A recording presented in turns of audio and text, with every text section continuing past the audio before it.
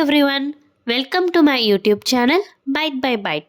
இன்னைக்கு நம்ம ஃபேக்ட் ஃப்ரைடேயில் ஒரு காமனான 3 மித் பற்றி பார்க்கலாம். ஸோ அதில் ஃபர்ஸ்ட் ஒன் என்னென்னா, எல்லாருமே நம்புறது தாங்க, கார்ப்ஸ்னாலே நம்மளை ஃபேட் ஆக்கிடும்னு நம்பிட்டு இருக்கோம். இப்போது வெயிட் லாஸ் பண்ணணுன்னா ஃபர்ஸ்ட் திங் பண்ணுறதே ஒயிட் எல்லாமே கட் பண்ணுறது அண்ட் சாப்பாடு, இட்லி, தோசை இந்த மாதிரி கார்ப்ஸ் ஃபுல்லாகவே கட் பண்ணுறது. கேட்டால் அதனால தான் நம்மளை ஃபேட் ஆக்குது, ஸோ அதை எடுத்துக்கலன்னா நம்மளுக்கு உடனே வெயிட் லாஸ் ஆகும், ஃபேட் லாஸ் ஆகுன்றது. பட் உண்மையிலே கார்ப்ஸ் நம்மளை ஃபேட் ஆக்குதா? இல்லவே இல்லை. கார்ப்ஸ் தாங்க நம்மளுக்கு மெயின் சோர்ஸ் ஆஃப் எனர்ஜியே. நம்மளோட பாடியில் பாதி எனர்ஜி, அதாவது நம்ம டே டு டே ஆக்டிவிட்டீஸ் பண்ணுறதுக்கு தேவையான எனர்ஜிஸ் கிடைக்கிறதே அந்த கார்ப்ஸ்லேருந்து தான். ஸோ அதனால ஏன் அப்போ அதை கட் பண்ணுறீங்க? கார்ப்ஸ்லாம் நம்ம கம்ப்ளீட்டாக கட் பண்ணணும்னு அவசியம் இல்லை.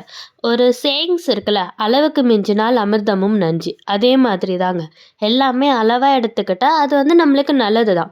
இப்போது நம்ம ஒரு 5-6 இட்லி எடுத்துக்கின்னு 4-5 தோசை எடுத்துக்கிட்டு இது பண்ணுறதுக்கு பதிலாக அதே இட்லி அண்ட் தோசையை ஒரு 2 தோசை இல்லை 3 தோசை, 3 இட்லி, ஒரு அரை கப் அளவுக்கு மட்டும் சாப்பாடு, அந்த மாதிரி எடுத்திங்கன்னா கார்ப்ஸ் ஆக்சுவலி ரொம்ப ரொம்ப நல்லது. நான் ஆல்ரெடி சொன்ன மாதிரி உங்களுக்கு அதுலேருந்து எனர்ஜி கிடைக்கும். நிறைய பேர் என்ன பண்ணுறோன்னா, இந்த மாதிரி கார்ப்ஸ்லாம் கட் பண்ணிட்டு இதுக்கு பதிலாக சிறுதானியம் எடுத்துக்கிறது, ஓட்ஸ் எடுத்துக்கிறது, அந்த மாதிரி எடுத்துக்கிறோம். ஆக்சுவலி ரெண்டுமே சேம் தான். என்ன, சிறுதானியத்துலேருந்து நம்மளுக்கு கொஞ்சம் ஃபைபரும் ப்ரோட்டீனும் கிடைக்கும், மற்றபடி பெரிய டிஃப்ரென்ஸ்லாம் எதுவும் இருக்காது. நம்ம என்ன பண்ணுறோம், இங்கே 4 இட்லி 5 இட்லி எடுக்கிறதுக்கு பதிலாக ஒரு பெரிய பவுல் ஃபுல்லாக ஓட்ஸ் எடுத்துக்கிட்டு அது நல்லதுன்னு சொல்கிறோம்.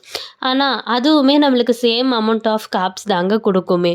ஸோ அதுக்கு பதிலாக ஒரு 3 இட்லி எடுத்துக்கிறீங்களா, அது கூட ஒரு ப்ரோட்டீனில் ஏதாச்சும் ஒரு முட்டையோ அந்த மாதிரி எடுத்துக்க பாருங்கள், சுண்டல் அந்த மாதிரி. அது கூட கொஞ்சம் காய்கறி எடுத்திங்கனாலே உங்களுக்கு பேலன்ஸ்டு மீலாக இருக்கும். ஸோ இந்த மாதிரி சாப்பிட்டிங்கனாலே உங்களுக்கு எல்லாமே கரெக்டாக இருக்கும். அப்போ நம்ம ஆக்சுவலி என்ன கட் டவுன் பண்ணணும்? நம்ம சாப்பிட்ற ஸ்நாக்ஸ், அப்புறம் ப்ரெட்டு, இதெல்லாமே நல்லதுன்னு நினச்சி சாப்பிட்றோம்ல, அதெல்லாம் தான் கட் டவுன் பண்ணணும்.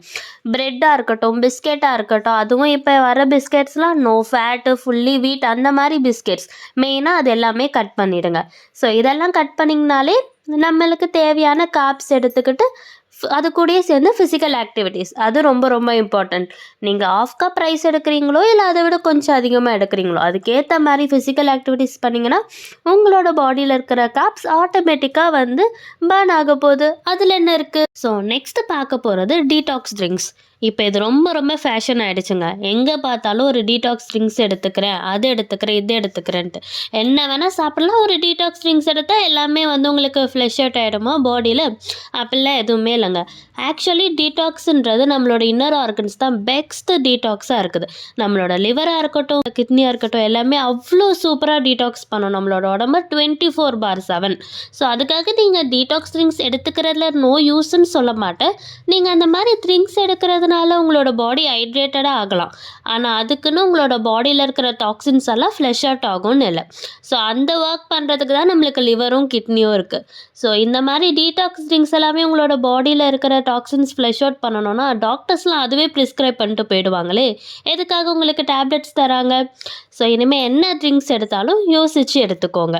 ஸோ நீங்கள் எடுத்துக்கிற அந்த ட்ரிங்க்ஸில் எந்த மினரல்ஸோ எந்த வைட்டமின்ஸோ எதுவுமே இருக்காது.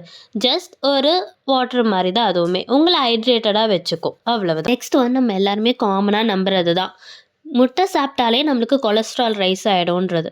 அதுவும் ஒரு முட்டை கூட இப்போல்லாம் நிறைய பேர் எடுத்துக்கிறதுல கொலஸ்ட்ரால் வந்துடும்னு. முட்டையில் ஆக்சுவலி ப்ரோட்டீன் தான் இருக்குது, கொலஸ்ட்ரால் இல்லை. ஆக்சுவலி நம்ம உடம்புலே ஆல்ரெடி கொலஸ்ட்ரால் நம்ம உடம்பே மேக் பண்ணிக்கும். அதுக்கு நீங்கள் வெளியில இருந்து தான் எடுத்துன்னு வரணும்னு இல்லை. இப்போ நீங்கள் ஒரு முட்டையில் 2 முட்டை சாப்பிட்றீங்கன்னா உங்களோட லிவர் அதுக்கேற்ற மாதிரி கொலஸ்ட்ராலை அட்ஜஸ்ட் பண்ணிக்க போகுது. நம்மளோட பாடியே ஒரு கம்ப்ளீட் மெடிக்கல் சயின்ஸ் தாங்க. அது உங்களுக்கு டீடாக்ஸ் பண்ணும், உங்களோட கொலஸ்ட்ரால் மேனேஜ் பண்ணும், எல்லாமே அதுவே பண்ணிக்கும். கொலஸ்ட்ரால்ன்றது முட்டையிலேருந்து ஆக்சுவலி இல்லை.